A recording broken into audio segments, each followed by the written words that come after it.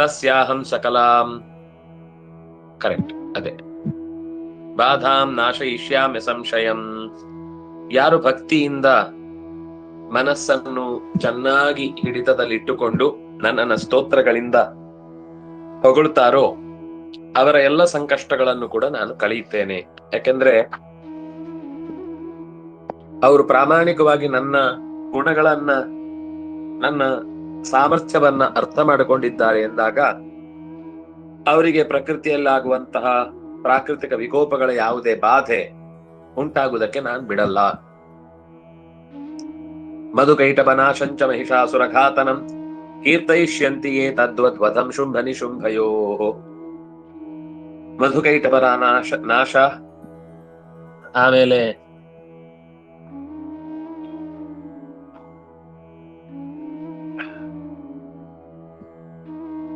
ಮಹಿಷಾಸುರನ ಸಂಹಾರ, ಹಾಗೆ ಶುಂಭ ನಿಶುಂಭರ ಕೊಲೆ, ಅಂದ್ರೆ ಅವರನ್ನ ಕೊಂದದ್ದು. ಇದಿಷ್ಟನ್ನ ಯಾರು ಮತ್ತೆ ಮತ್ತೆ ಚಿಂತಿಸ್ತಾರೋ ಅದರ ಅಭಿಪ್ರಾಯ ಏನು? ಮಧುಕೈಟಭರು ಅಂದ್ರೆ ಕೇವಲ ಅವತ್ತು ಕಳೆದು ಹೋದ ರಕ್ಕಸರು ಮಾತ್ರ ಅಲ್ಲ, ನಮ್ಮೊಳಗೆ ನಿತ್ಯದಲ್ಲಿ ನಮ್ಮನ್ನ ಕಾಡುವಂತಹ ಜನ. ಈ ಮಹಿಷಾಸುರ ಅಂತನ್ನುವಂಥದ್ದು ಒಂದು ರೀತಿ ಬುದ್ಧಿಜೀವಿಯ ಲಕ್ಷಣ. ಮಧುಕೈಟಭರು ಅಂತ ಅನ್ನೋದು ಅಹಂಕಾರ, ಕಠಿಣವಾದ ಮನಸ್ಸು ಮತ್ತು ಮದಭರಿತವಾದ ಮನಸ್ಸು. ಮೂರನೇದು ಶುಂಭ ನಿಶುಂಭರು, ಅಂದ್ರೆ ಹೆಣ್ಣನ್ನ ಅತ್ಯಂತ ತಿರಸ್ಕಾರವಾಗಿ ಕಾಣುವಂತಹ ಸ್ವಭಾವದವರಿಬ್ರು. ಆ ಮನಸ್ಸಿನ ಬುದ್ಧಿ ಹೊರಟು ಹೋಗ್ಬೇಕು ಅಂತಂದ್ರೆ ದುರ್ಗಾದೇವಿ ಅಥವಾ ಲಕ್ಷ್ಮಿಯ ಈ ದುರ್ಗಾ ರೂಪ ಅವರ ಮನಸ್ಸಿನಲ್ಲಿ ಇಂಥ ಭಾವನೆಗಳನ್ನು ಮೊದಲು ಕೊಂದು ಹಾಕಬೇಕು. ಶರೀರದಿಂದ ಹೊರಗಿಂದ ಅವರನ್ನು ಕೊಂದ್ರೆ ಏನು ಉಪಯೋಗ ಇಲ್ಲ, ನಾಳೆ ಮತ್ತೆ ಅಂತದ್ದೇ ತಪ್ಪುಗಳು ನಡೀತಾ ಇರುತ್ತೆ. ಹಾಗಾಗಿ ಶುಂಭ ನಿಶುಂಭರ ಸಂಹಾರ, ಅದೇ ರೀತಿ ಮಹಿಷಾಸುರನ ಸಂಹಾರ ಮಾಡಿದವಳು, ಹಾಗೆ ಮಧುಕೈಟಭರನ್ನ ಕೊಂದವಳು, ಈ ಇಬ್ಬರಿಗೂ, ಗಂಡಸರು ಹೆಂಗಸರು ಇಬ್ಬರಿಗೂ ಕೂಡ ಈ ಉಪಾಸನೆ ಅಗತ್ಯ ಇದೆ. ಅವರ ಒಳಗೇನೆ ಕೆಟ್ಟದಾದ ಆಲೋಚನೆಗಳು, ಕೆಟ್ಟದಾದ ಚಿಂತನೆಗಳು ನಿರಂತರವಾಗಿ ಈ ರಾಕ್ಷಸರೇ ಸಣ್ಣ ರೂಪದಿಂದ ಅವರಲ್ಲಿ ಪ್ರತಿಯೊಬ್ಬರಲ್ಲೂ ನೆಲೆಸಿರ್ತಾರೆ. ಹಾಗಾಗಿ ಯಾರು ಈ ದುಷ್ಟರ ಸಂಹಾರವನ್ನ ಮಾಡಿದ್ದಾಳೆ ಅಂತ ಮತ್ತೆ ಮತ್ತೆ ನೆನಪಿಸಿಕೊಳ್ತಾನೋ ಅಂಥವನಿಗೆ ಬದುಕಿನುದ್ದಕ್ಕೂ ಕೂಡ ನಾನು ಅವರನ್ನು ಉದ್ಧಾರ ಮಾಡ್ತೇನೆ. ಅಷ್ಟಮ್ಯಾಂಚ ಚತುರ್ದಶ್ಯಾಂ ನವಮ್ಯಾಂ ಚೈಕಚೇತಸಃ ಶ್ರೋಷ್ಯಂತಿ ಚೈವಯೇ ಭಕ್ತ್ಯ ಮಮ ಮಾಹಾತ್ಮ್ಯಮುತ್ತಮಂ. ಮುಖ್ಯವಾಗಿ ಈ ದೇವಿ ಮಾಹಾತ್ಮ್ಯದ ಕಥೆಯನ್ನ ಅಷ್ಟಮಿಯ ದಿವಸ ಮನೆಯಲ್ಲಿ ಪಾರಾಯಣ ಮಾಡಿದ್ರೆ ತುಂಬಾ ಒಳ್ಳೆಯದು, ಮನೆಗೆ ಒಳ್ಳೆಯ ಲಕ್ಷ್ಮಿ ಬರ್ತಾಳೆ. ಚತುರ್ದಶಿ ಮತ್ತು ನವಮಿ ಒಂದೇ ಏಕಮನಸ್ಕನಾಗಿ ತಿಳಿದವರ ಹತ್ರ, ಅರ್ಥ ತಿಳಿದು ಅಂದ್ರೆ ಯಾರೋ ಒಬ್ಬರಿಗೆ ನಾವು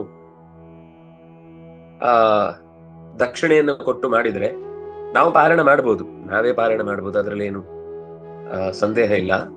ಆದ್ರೆ ಯಾರತ್ರ ಆದ್ರೂ ಮಾಡಿಸಿದ್ರೆ ಅದು ಇನ್ನೂ ಒಂದು ವಿಶೇಷವಾದ ಆ ವ್ಯಕ್ತಿಯ ಅನುಗ್ರಹವು ಜೊತೆಗಿರುತ್ತೆ. ನಾವು ಪಾರಾಯಣ ಮಾಡೋದು ಅದು ಪ್ರತ್ಯೇಕ. ಈಗ ಫಲ ಬರಬೇಕು ಅಂತ ಮಾಡುದು ಒಂದು, ಕೇವಲ ಸ್ತೋತ್ರ ಅಂತ ಪಾರಾಯಣ ಮಾಡುದು ಒಂದು. ಸ್ತೋತ್ರ ಅಂತ ಮಾತ್ರ ಪಾರಾಯಣ ಮಾಡುವುದು ಅಂತಾದ್ರೆ ನಾವೇ ಮಾಡಬೇಕು. ಯಾವುದೋ ಒಂದು ವಿಶೇಷವಾದ ಫಲ ಬರಬೇಕು ಅಂತ ನಾವು ಪಾರಾಯಣ ಮಾಡುವುದಾದ್ರೆ ಆಗ ಇನ್ನೊಬ್ಬರನ್ನ ಸೇರಿಸ್ಕೊಳ್ಬೇಕು, ನಾವು ಮಾಡ್ಲೇಬೇಕು. ಆದ್ರೆ ಫಲ ಪೂರ್ತಿ ಆಗ್ಬೇಕು ಅಂತಾದ್ರೆ ಯಾರೋ ಒಬ್ರು ಪಾರಾಯಣದ ವ್ಯವಸ್ಥೆಯಲ್ಲಿ ಇರುವವರು, ಅವರಿಗೆ ಪಾರಾಯಣ ಬರ್ಬೇಕು. ಸುಮ್ನೆ ಯಾರನ್ನೋ ಒಬ್ಬರನ್ನ ಕರೆದು ಅವನು ಯದ್ವಾ ತದ್ವಾ ಹೇಳಿ ಮನೆಯಲ್ಲಿ ಒಂದಿಷ್ಟು ಮತ್ತೆ ಅಶಾಂತಿ ಆಗುದಕ್ಕೆ ಕಾರಣ ಆಗುವಂತದ್ದನ್ನಲ್ಲ. ಅವರಿಂದ ಹೇಳಿಸಿ ಮನೆಯಲ್ಲಿ ಆ ಕರ್ತವ್ಯವನ್ನು ಚೆನ್ನಾಗಿ ನಿರ್ವಹಣೆ ಮಾಡಿದ್ರೆ ಆರೋಗ್ಯ ಚೆನ್ನಾಗಿರುತ್ತೆ.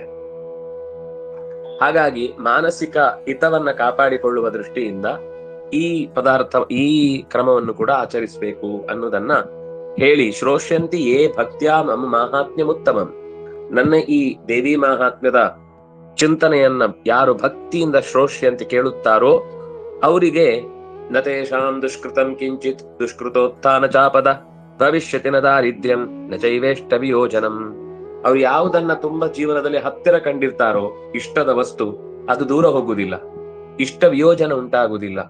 ಅಂದ್ರೆ ಇದೆಲ್ಲ ನಾನು ಮತ್ತೆ ಹೇಳ್ತಾ ಇದ್ದೇನೆ, ಈ ಎಲ್ಲ ಏನಾದ್ರೂ ವಿಶೇಷ ಬಯಕೆಯನ್ನಿಟ್ಟುಕೊಂಡು ಮಾಡುವಾಗ ನಾವು ಅದಕ್ಕೆ ಸಂಪತ್ತನ್ನ ವಿನಿಯೋಗ ಮಾಡಬೇಕು. ಇಲ್ಲ ನನಗೆ ತಾಯಿಯ ಅನುಗ್ರಹ ಆಗ್ಬೇಕು ಅಷ್ಟೇ ಅನ್ನುವ ದೃಷ್ಟಿಯಿಂದ ಮಾಡುವಾಗ ನಾವೇ ಪಾರಾಯಣ ಮಾಡಿದ್ರೆ ಸಾಕು. ಏನೇನಾಗತ್ತೆ ಅನ್ನೋದೆಲ್ಲ ಕಾಮ್ಯ ಫಲ. ಕಾಮ್ಯ ಫಲ ಯಾವತ್ತೂ ಕೂಡ ಅದಕ್ಕೆ ನಾವೇನೋ ಒಂದು ಬಯಸ್ತಾ ಇದ್ವಿ, ನಾವೇನೋ ಒಂದು ಕಳ್ಕೊಳ್ಬೇಕು. ನಾವು ಸಂಪತ್ತು ಕಷ್ಟಪಟ್ಟು ಸಂಪತ್ತನ್ನ ಕಳ್ಕೊಂಡದ್ದಾದ್ರೆ ಕಾಮ್ಯ ಫಲ ಅನ್ನೋದು ಸಿದ್ಧ ಆಗುತ್ತೆ. ಕೇವಲ ಆತ್ಮ ಸುಖಕ್ಕಾಗಿ, ಭಗವಂತನ ಪ್ರೀತಿಗಾಗಿ, ತಾಯಿಯ ವಿಶೇಷ ಅನುಗ್ರಹಕ್ಕಾಗಿ ನಾವು ಮಾಡುದು ಅಂತಂದಾಗ ನಾವು ಖರ್ಚು ಮಾಡದೆ ನಾವೇ ಮಾಡುದು ಅಲ್ಲ. ಆಗ್ಲೂ ನಾವು ಇನ್ನೊಬ್ಬರ ಹತ್ರ ಮಾಡಿಸಿದ್ರೆ ಅದು ಇನ್ನೂ ಹೆಚ್ಚು ಫಲ. ನಾವು ಮಾಡದೇ ಮಾಡುದು ಎಷ್ಟು, ಮಾಡ್ಲಿಕ್ಕೆ ಆಗುವ ಸಾಧ್ಯತೆ ಇದ್ದಾಗ್ಲೂ ಬಿಡುದು ಎಷ್ಟು ಆಗತ್ತೆ ಅಂದಾಗ ಇನ್ಯಾರಾದ್ರೂ ನಮ್ಮ ಪರವಾಗಿ ಮಾಡ್ತಾರೆ ಅಂದಾಗ ಅವರಿಗೂ ಸಂಪತ್ತನ್ನ ಕೊಟ್ಟು ವಿನಿಯೋಗಿಸಿದ್ರೆ ಅದು ಇನ್ನೂ ಡಬಲ್ ಫಲ. ಆಗ್ಲೂ ಕೇವಲ ಪರಮಾತ್ಮ ಪ್ರೇರಣೆಯ ಪ್ರೀತ್ಯರ್ಥ ಮಾಡಿದ್ರೆ ಇನ್ನೂ ಹೆಚ್ಚು ಫಲ. ಅಂದ್ರೆ ಬಯಸದೇ ಈ ಎಲ್ಲ ಏನ್ ಫಲ ಇದೆ ಹೇಳಿದ್ರು ಅದೂ ಆಗುತ್ತೆ, ಅದಕ್ಕಿಂತ ಹೆಚ್ಚಾಗಿ ಭಗವಂತನ ಅನುಗ್ರಹ ಆಗುತ್ತೆ. ಭಗವಂತನ ಅನುಗ್ರಹ ಆದ್ರೆ ಇದೆಲ್ಲ ಮತ್ತೆ ಪ್ರತ್ಯೇಕ ಶಬ್ದ ಕೇಳಿ ಇದು ಒಂದು ಅಂತ ನಾವು ಅದನ್ನು ಮಾತ್ರ ಉಲ್ಲೇಖ ಮಾಡಿದ್ರೆ, ಭಗವಂತನ ಪ್ರೀತಿ ಒಲುಮೆ ಸಿಕ್ಕಿದ್ರು ಅಂತಾದ್ರೆ ಈ ಇಲ್ಲಿ ಹೇಳಿದ್ದು ಹೇಳದ್ದು ಇನ್ನು 100,000 ತರದ ಯೋಗ್ಯತಾ ಫಲಗಳೆಲ್ಲ ನಮಗೆ ಲಭ್ಯವಾಗುತ್ತೆ.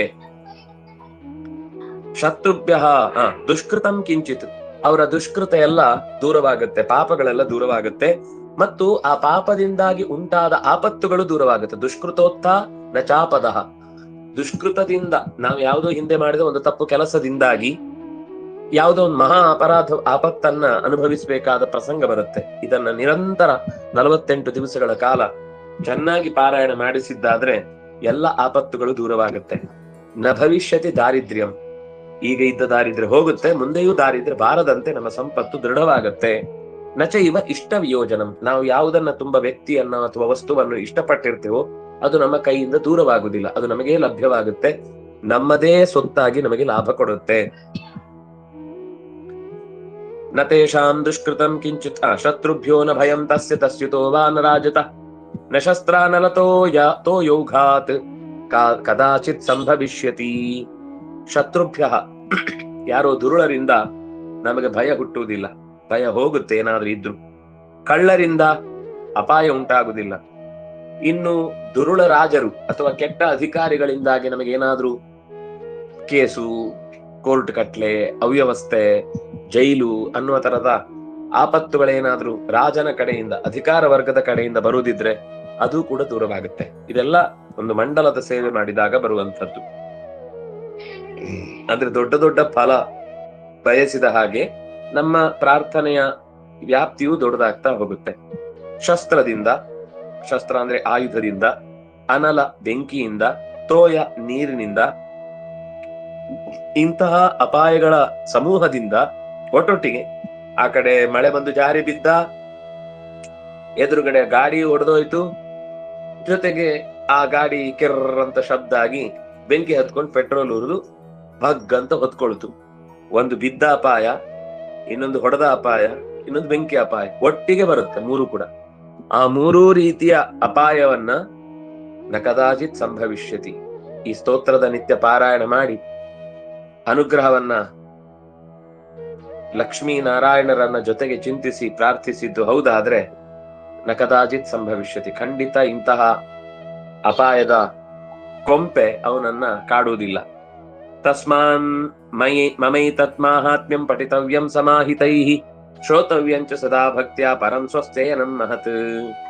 ತಸ್ಮಾತ್ ಮಮೈತನ್ ಮಾಹಾತ್ಮ್ಯಂ, ಆ ಕಾರಣಕ್ಕಾಗಿ ನನ್ನ ಮಾಹಾತ್ಮ್ಯವನ್ನ ಸಮಾಹಿತೈಃ ಪಠಿತವ್ಯಂ, ಸಮಾಹಿತೈಃ ತುಂಬಾ ಗಮನ ಇಟ್ಟು ಪಾರಾಯಣ ಮಾಡ್ಬೇಕು. ಯಾವಾಗ್ಲೂ ಪಾರಾಯಣ ಮಾಡುವಾಗ ಎಲ್ಲೋ ನೋಡ್ತಾ ಇರುದು, ಯಾರನ್ನೋ ಮಾತಾಡ್ಸುದು, ಅವರೆಲ್ಲ ಬಂದು ಹೊರಟೋದ್ಮೇಲೆ ಮತ್ತೆ ಶುರು ಮಾಡುದು, ಮತ್ತೆ ಯಾರೋ ಬಂದ್ರು ನಿಲ್ಸುದು, ಮತ್ತೆ ಶುರು ಮಾಡುದು. ಈ ತರ ಅಸಮಾಹಿತರಾಗಿ ಮಾಡಬಾರದು. ಸಮಾಹಿತ ಅಂದ್ರೆ ಅದಕ್ಕೋಸ್ಕರ ಕೂತ ಮೇಲೆ ಬರೀ ಅದು ಮಾತ್ರ ತಲೆಯಲ್ಲಿ ಶ್ರದ್ಧೆಯಿಂದ ಓಡ್ತಾ ಇರ್ಬೇಕು ತಲೆ ಒಳಗೆ. ಯಾರಾದ್ರೂ ದೊಡ್ಡವರು ಬಂದಾಗ ಮನೆಗೆ ಅಥವಾ ಅಂತ ಸಂದರ್ಭ ಬಂದಾಗ ಅವರಿಗೆ ಸಮಯ ಇದೆ ಅಂತ ಆದ್ರೆ ನಮ್ಮ ಪರವಾಗಿ ನಮ್ಮ ಮನೆಯಲ್ಲಿ ಒಂದು ಪ್ರಾರ್ಥನೆ ಮಾಡಿ ನಮ್ಗೊಂದೊಳ್ಳೆ ವಿಷಯಗಳನ್ನ ತಿಳಿಸಿ ಹೇಳಿ ಅಂತ ಕೇಳುವುದು ಬಹಳ ಉಚಿತ. ಅದು ಸಮಾಹಿತರಾಗಿ ಕೂತ್ಕೊಳ್ಳುವುದು, ಸಮಾಹಿತ ಪಠನ ಅಂತ ಕರೀತಾರೆ ಅದನ್ನ. ಪಠಿತವ್ಯಂ ಸಮಾಹಿತೈ ಶ್ರೋತವ್ಯಂ, ಅವರಿಂದ ಕೇಳಬೇಕು, ನಾವು ಪಾರಾಯಣ ಮಾಡ್ಬೇಕು, ಜೊತೆಗೆ ಅವರ ಮಾತಿನಿಂದ ನಮ್ಮ ಕಿವಿಗೆ ಆ ಧ್ವನಿ ಬೀಳಬೇಕು. ಶ್ರೋತವ್ಯಂ, ಸದಾ ಮತ್ತೆ ಮತ್ತೆ ಮಾಡಿಸ್ಬೇಕು. ಒಂದೇ ದಿವಸಕ್ಕೆ ಎಷ್ಟು ಸಲ ಆಗುತ್ತೋ ಅದಾದ್ರೂ ಒಳ್ಳೇದೆ. ಒಂದ್ ಸರ್ತಿಗೆ 2 ಗಂಟೆ ಬೇಕಾಗತ್ತೆ. 2-3 ಸರ್ತಿ ದಿನಕ್ಕೆ, ಬೆಳಿಗ್ಗೆ ಮಧ್ಯಾಹ್ನ ಸಂಜೆ ಅಂತ ಹೀಗೆ ಮಾಡಿಯೂ 48 ಒಂದು ಮಂಡಲ ಮುಗಿಸ್ಬೋದು. 48 ದಿನ ಆಗ್ಲಿಲ್ಲ ಅಂದ್ರು ಒಂದ್ ಮಧ್ಯದಲ್ಲಿ ತೊಡಕು ಬರುತ್ತೆ ಅಂತ ಅನ್ಸಿದ್ರೆ ಆವಾಗ ಬೆಳಿಗ್ಗೆ ಸಂಜೆ, ಬೆಳಿಗ್ಗೆ ಮಧ್ಯಾಹ್ನ ಸಂಜೆ, ಬೆಳಿಗ್ಗೆ ಮಧ್ಯಾಹ್ನ ಸಂಜೆ ಸುಮಾರು 15, 16, 16ನೇ ದಿನಕ್ಕೆ ಮುಗಿದು ಹೋಗುತ್ತೆ. 16 ಅಂತ ಹೌದು, 16ನೇ ದಿವಸಕ್ಕೆ ಮುಗಿದು ಹೋಗುತ್ತೆ.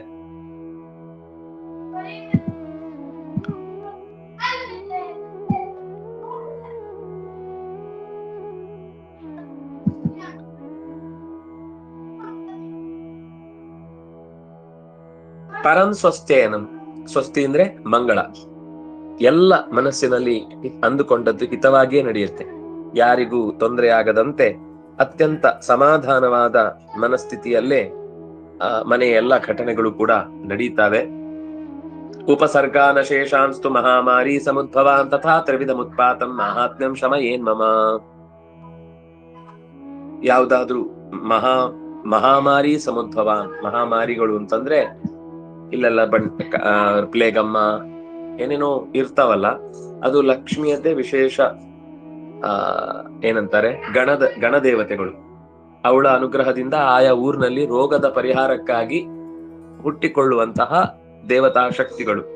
ಅದು ಮಹಾಮಾರಿ, ಕಾಲರ, ಪ್ಲೇಗ್, ಹೀಗೆ ಏನೇನೋ ರೋಗಗಳಿದ್ದ ಹಾಗೆ ಕೊರೋನಮ್ಮ ಅಂತ ಹೇಳಿದ್ರೆ ಏನು ಆಶ್ಚರ್ಯ ಇಲ್ಲ, ಅದು ಬರುತ್ತೆ. ಕೆಲವರಿಗೆ ಅಂತ ಅಮ್ಮಗಳನ್ನು ಹುಡುಕಿ ಸ್ಥಾಪನೆ ಮಾಡುವುದೇ ದೊಡ್ಡ ಕೆಲಸ ಇರುತ್ತೆ. ಆರೋಗ್ಯ ಮಾತೆ, ಮೇರಿ ದೇವಾಲಯ, ಅವಳು ನಿಮ್ಮ ರೋಗಗಳನ್ನು ಪರಿಹರಿಸುತ್ತಾಳೆ ಅಂತ ಊರೂರು ತಿರ್ಕೊಂಡಿರ್ತಾರೆ. ಅದಲ್ಲ, ಇಲ್ಲಿ ದೇವಿಯದ್ದೇ ವಿಶೇಷವಾದ ಗಣದೇವತೆಗಳಿದ್ದಾರೆ. ಉಪಸರ್ಗಾನ್, ಉಂಟಾಗುವ ಹಲವು ರೀತಿಯ ಪೀಡೆಗಳು, ಸಾರ್ವಜನಿಕವಾದ ರೋಗ ಇರಬಹುದು, ಸಾರ್ವಕಾಲಿಕ ಸಾಂಕ್ರಾಮಿಕ ರೋಗ ಇರಬಹುದು, ಅಥವಾ ಪ್ರಾಕೃತಿಕ ವಿಕೋಪಗಳಿರ್ಬೋದು, ಜೋರ್ ಮಳೆ ಬಂದದ್ದು, ನೀರು ತುಂಬಿದ್ದು, ಬೆಂಕಿಯ ಅವಘಡ, ಅಥವಾ ಬಿಸಿಲು ಜಾಸ್ತಿ ಆಗುದು, ಚಳಿ ಜಾಸ್ತಿ ಆಗುದು, ಈ ತರ ಏನೋ ಒಂದು ಉಪಸರ್ಗಗಳು ಉಂಟಾದಾಗ ಅಶೇಷ ಅನ್ನೋದೆಲ್ಲವನ್ನೂ ಕೂಡ ತ್ರಿವಿಧ ಮುತ್ಪಾತಂ, 3 ಬಗೆಯ, ಆದಿದೈವಿಕ, ಆದಿಭೌತಿಕ, ಆಧ್ಯಾತ್ಮಿಕ.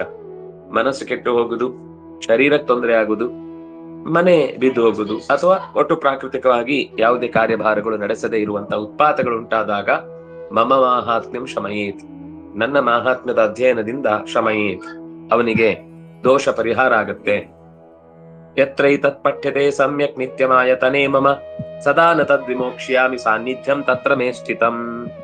ಯತ್ರೈತತ್ ಪಠ್ಯತೆ ಸಮ್ಯಕ್, ಯಾರು ಇದನ್ನ ಸಮ್ಯಕ್ ಚೆನ್ನಾಗಿ ಪಠನ ಮಾಡ್ತಾರೋ, ನಿತ್ಯಂ ಪ್ರತಿನಿತ್ಯವೂ, ಆಯತನೇ ಮಮ ಅವರ ಮನೆಯಲ್ಲಿ ನನ್ನನ್ನು ನೆನೆದು ನಿತ್ಯ ಯಾರು ಪಠಿಸ್ತಾ ಇರ್ತಾರೆ, ಇದು 48 ದಿವಸ ಅಲ್ಲ, ರೆಗ್ಯುಲರ್, ಯಾವಾಗ್ಲೂ ಅವರಿಗೊಂದು ಅದು ಅಭ್ಯಾಸ. ಮನೆಯಲ್ಲಿ ಊಟ ಮಾಡುವುದು ಹೇಗೋ ಹಾಗೆ ದೇವಿ ಮಹಾತ್ಮ್ಯದ ಪಠನೆ, ನಾರಾಯಣನ ವಿಶೇಷ ಸನ್ನಿಧಾನದಿಂದ ಕೂಡಿದ ಆಕೆಯನ್ನ ನೆನೆಯುವುದೇ ಒಂದು ಅಭ್ಯಾಸ ಆಗಿಬಿಟ್ರೆ ನನ್ನ ಸಾನ್ನಿಧ್ಯ ಆ ಮನೆಯಲ್ಲಿ ನಿತ್ಯ ಇರುತ್ತೆ. ಆ ಮನೆಯನ್ನು ನಾನು ಬಿಟ್ಟು ಎಂದೂ ಹೋಗುದಿಲ್ಲ. ಏನೇ ತೊಂದರೆ ಆದ್ರೂ ಕಾವಲಾಗಿ ಆ ಮನೆಯಲ್ಲಿ ನಾನು ರಕ್ಷಣೆಗೆ ನಿಂತು ಬಿಡುತ್ತೇನೆ. ನನಗೆ ಆ ಮನೆ ಅಂದ್ರೆ ಬಹಳ ಇಷ್ಟ ಆಗತ್ತೆ. ಬಲಿಪ್ರದಾನೆ ಪೂಜಾಯಾಮ್ ಅಗ್ನಿಕಾರ್ಯೇ ಮಹೋತ್ಸವೇ ಸರ್ವಂ ಮಮೈ ತನ್ಮಾಹಾತ್ಮ್ಯಂ ಉಚ್ಚಾರ್ಯ ಶ್ರಾವ್ಯಮೇವ ಚ. ಆ ಪಾರಾಯಣ ಇತ್ಯಾದಿಗಳನ್ನ ಮಾಡಿದ್ರೆ ಅದರ ಜೊತೆಗೆ ವಿಶೇಷವಾಗಿ ಬಲಿಪ್ರದಾನ ಅಂತಂದ್ರೆ ಅರಳು ಇತ್ಯಾದಿಗಳನ್ನ ಹಾಕಿ ನೈವೇದ್ಯಕ್ಕೆ ಇಡುವಂತಹದ್ದು, ಅಥವಾ ಅದೇನೋ ಇದೆ ಒಂದಿಷ್ಟು ಗುಡ ಅನ್ನ, ಶಾಲ್ಯ ಅನ್ನ ಇತ್ಯಾದಿಗಳೆಲ್ಲ ವಿಶೇಷವಾಗಿ ಪೂಜೆ ನಡೆಸುವುದು. ಆ ಪುಸ್ತಕವನ್ನು ಇಟ್ಟುಕೊಂಡು ಲಕ್ಷ್ಮೀನಾರಾಯಣರ ಪ್ರತೀಕವನ್ನಿಟ್ಟು ಪೂಜೆ ಮಾಡುವಂತಹದ್ದು, ಅಥವಾ ಅಗ್ನಿಕಾರ್ಯ, ಅಗ್ನಿಯಲ್ಲಿ ಆ ಹೋಮವನ್ನು ನಡೆಸುವಂತಹದ್ದು. ಮಹೋತ್ಸವ, ಊರವರನ್ನೆಲ್ಲ ಕರೆದು ದೀಪ ನಮಸ್ಕಾರ ಮಾಡಿ ದೀಪದಲ್ಲಿ ಆರಾಧನೆ ಮಾಡುವಂಥದ್ದು. ಸರ್ವಂ ಮಮೈತನ್ ಮಾಹಾತ್ಮ್ಯಂ, ಈ ಎಲ್ಲರನ್ನು ಕರೆದು ಬಹಳ ಜನಕ್ಕೆ ನನ್ನ ಈ ತಿಳುವಳಿಕೆಯನ್ನ ನೀಡುವ ಕಾರ್ಯವನ್ನ ಮಾಡಿದ್ರೆ, ನನ್ನ ಚರಿತ್ರೆಯನ್ನ ಎಲ್ಲರಿಗೂ ಕೇಳುವ ಹಾಗೆ ಮಾಡಿದ್ರೆ ನನಗೆ ತುಂಬಾ ಖುಷಿ ಆಗತ್ತೆ. ಬಹಳ ಜನ ಕೇಳುವ ಹಾಗೆ ಮಾಡಬೇಕು ಅನ್ನೋದು ತುಂಬಾ ವಿಶೇಷವಾದ ಕಾರ್ಯ. ಎಲ್ರಿಗೂ ಈಗೇನು ಅಂದ್ರೆ ಬರೀ ಹೋಮ ಆಗತ್ತೆ, ಅಥವಾ ದೀಪದಲ್ಲಿ ಪೂಜೆ ಅಂತ ಅವರೇ ಮಣಮಣ ಅಂದ್ರೆ ಅದು ಮಾಡುವಾಗ ಮೌನವಾಗಿ ಮಾಡ್ಬೇಕು, ಗಲಾಟೆ ಮಾಡಬಾರ್ದು ಅಂತಿದೆ. ಆದ್ರೆ ಏನಾಗುತ್ತೆ ಅಂದ್ರೆ ಆಚೆಯಿಂದ ಭಜನೆ ಭಜನೆ ಭಜನೆ ಅಥವಾ ಇನ್ನೇನೋ ಒಂದು ಮಾಡಿ ಈ ಸ್ತೋತ್ರದ ಪಠನ ಮಾಡಿದ್ದು ಕಿವಿಗೆ ಬೀಳುವುದೇ ಇಲ್ಲ. ಅಂದ್ರೆ ಮಂತ್ರ ಜಪ ಮಾಡುವಾಗ ಮಂತ್ರ ಪಾರಾಯಣ ಮಾಡೋದು ಬೇರೆ, ಮಂತ್ರ ಜಪ ಮಾಡೋದು ಬೇರೆ. ಇದನ್ನೆಲ್ಲ ಪಾರಾಯಣ ಮಾಡ್ಬೇಕು, ಈ ಶ್ಲೋಕಗಳನ್ನೆಲ್ಲ ಪಾರಾಯಣ ಮಾಡ್ಬೇಕು. ಕೆಲವು ಮಂತ್ರಗಳಿವೆ ಅಲ್ಲಿ, ಆ ಮಂತ್ರಗಳಂತ ಮಾಡುವಾಗ ಅದನ್ನ ಜಪ ಮಾಡ್ಬೇಕು, ಅಂದ್ರೆ ಗುನುಗ್ಬೇಕು, ಬಾಯೊಳಗೆ ಹೇಳಬೇಕು. ಅಂತ ಸಂದರ್ಭದಲ್ಲಿ ಎಲ್ಲರಿಗೂ ಕೇಳುವ ಹಾಗೆ ಅದರ ಅರ್ಥಾನುಸಂಧಾನ ಮಾಡಿಸುವ ಹಾಗೆ ಮಾಡುವುದು ತುಂಬಾ ಅಗತ್ಯ. ಜಾನತಾ ಜಾನತಾ ವಾಪಿ ಬಲಿಂ ಪೂಜಾಂ ಯಥಾ ಕೃತಾಂ ಪ್ರತೀಕ್ಷಿಷ್ಯಾಮ್ಯಹಂ ಪ್ರೀತ್ಯಾ ಹೋಮಂ ತಥಾ ಕೃತಂ.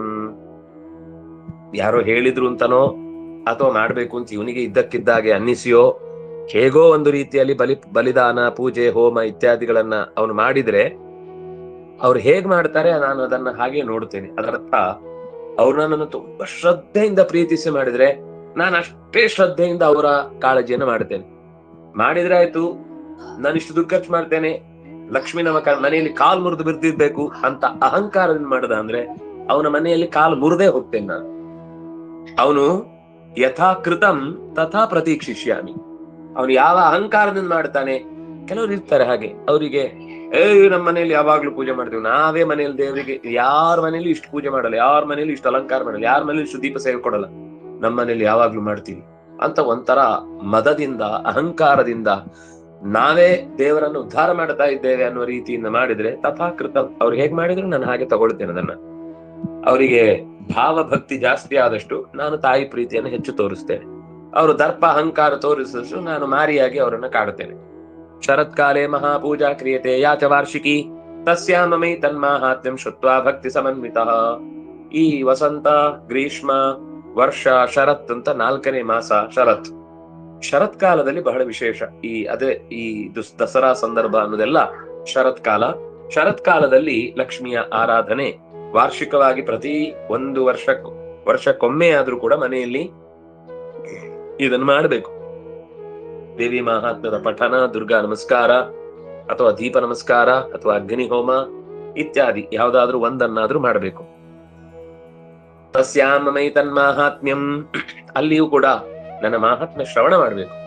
ಸುಮ್ನೆ ಹೊಗೆ ಎಬ್ಬಿಸಿದ, ದೀಪ ಹಚ್ಚಿ ಫೋಟೋ ತೆಗ್ದ, ಊರವರಿಗೆಲ್ಲ ಗಂಟೆ ಬಡಿದು ಬಾರಿಸಿ ಊಟ ಹಾಕ್ಸಿದ, ನನ್ನ ಮಹಾತ್ಮ್ಯವನ್ನು ಪ್ರತಿ ಸರ್ತಿಯೂ ಗಮನಿಸಿ.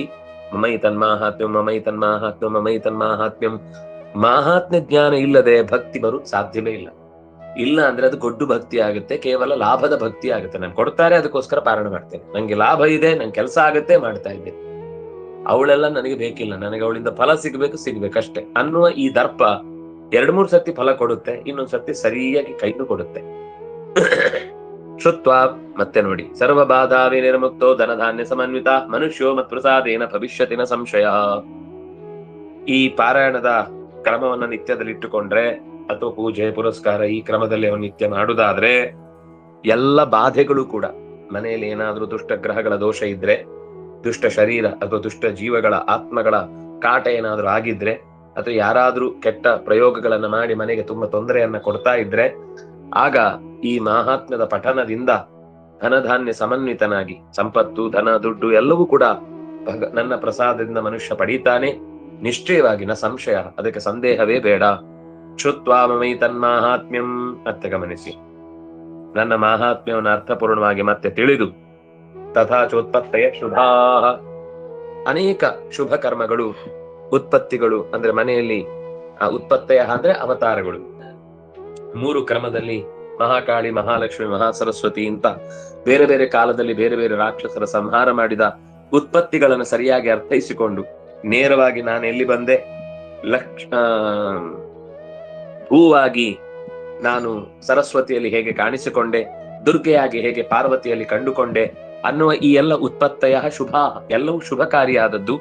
ಮಾರಿ ಅಂತಂದ್ರೆ ಅದು ಊರಿಗೆ ನಾವು ಹೇಳುವಂತ ಮಾರಿಯ ರೂಪದಲ್ಲಿ ಬರೀ ಉಪದ್ರವ ಕೊಡ್ಲಿಕ್ಕೋಸ್ಕರ ಇರುವಂತದ್ದಲ್ಲ, ಅವರವರ ಕರ್ಮಗಳನ್ನ ಕಳೀಲಿಕ್ಕೋಸ್ಕರ ಬರುವಂತದ್ದು. ಹೀಗೆ ಪರಾಕ್ರಮಂಚ ಯುದ್ಧೇಶು ಜಾಯತೆ ನಿರ್ಭಯ ಪುಮಾನ್. ನನ್ನ ಯುದ್ಧದ ಶೈಲಿಯನ್ನ ನಾವ್ ಅನ್ಕೊಳ್ಬಹುದು, ಏನು 3 ಬಾಣ ಬಿಟ್ಲು, ಅವಳು 4 ಬಾಣ ಬಿಟ್ಟ, ಇವಳು ಕತ್ತಿಯಲ್ಲಿ ಹೊಡೆದ್ಲು, ಅವನ ಹತ್ರ ಇನ್ನೇನೇ ಇತ್ತು ಅದರಲ್ಲಿ ಇವಳು ಬಾರಿಸಿದ್ಲು, ಇವಳು ವಾಪಸ್ ಹಾರಿ ಹೊಡೆದ್ಲು ಅಂತ ಹೀಗೆಲ್ಲ ಬರೀ ಪರಾಕ್ರಮದ ಕಥೆಯನ್ನ ಕೇಳ್ತಾ ಇದ್ದಾನೆ, ಏನು ಉಪಯೋಗ ಇಲ್ಲ ಅಂತ ಅನ್ಸಿದ್ರೆ ಇಲ್ಲ, ಅದರಿಂದ ಅವನಿಗೆ ಅಭಯತ್ವ ಬರುತ್ತೆ.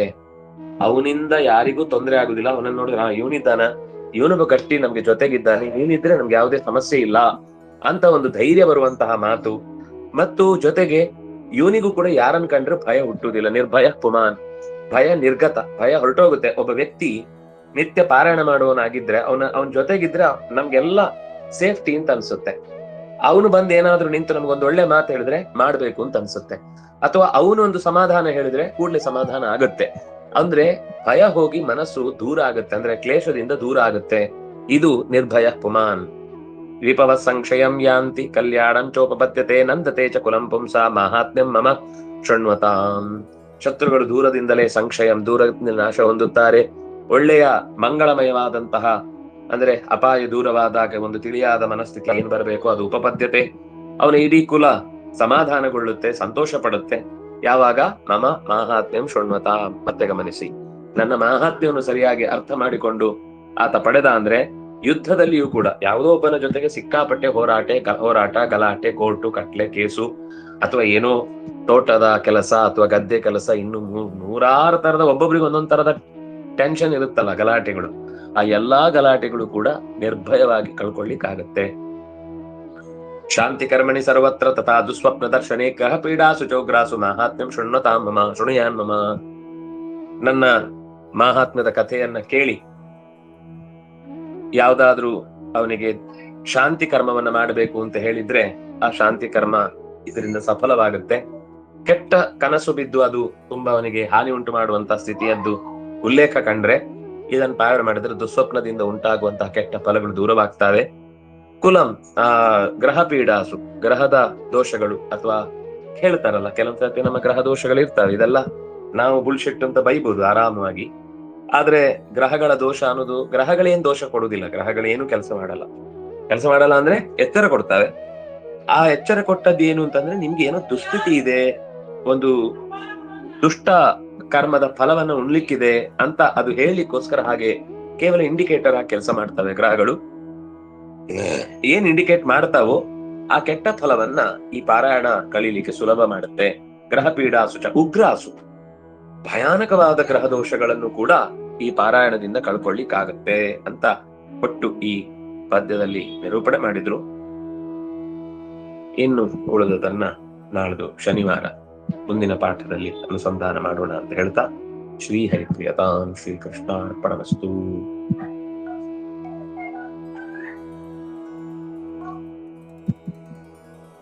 ಶ್ರೀಹರಿ. ಆಚಾರ್ಯ, ಇದು PDF ಸಿಗತ್ತಾ? ಇದು ಸಿಗಬಹುದು ಅನ್ಸುತ್ತೆ. ಯಾರಾದ್ರೂ ನಿಮ್ಮ ಹತ್ರ ಇದ್ರೆ PDF ಹಾಕಿ ಗ್ರೂಪ್ ಅಲ್ಲಿ. ಇದು ಏನು ಹೆಸರಿದು? ದೇವಿ ಮಹಾತ್ಮ್ಯ, ದೇವಿ ಸಪ್ತಶತಿ. ಓ, ಸಪ್ತಶತಿ ಪಾರಾಯಣ ಅಂತಾರಲ್ಲ ಅದು. ಹೌದು.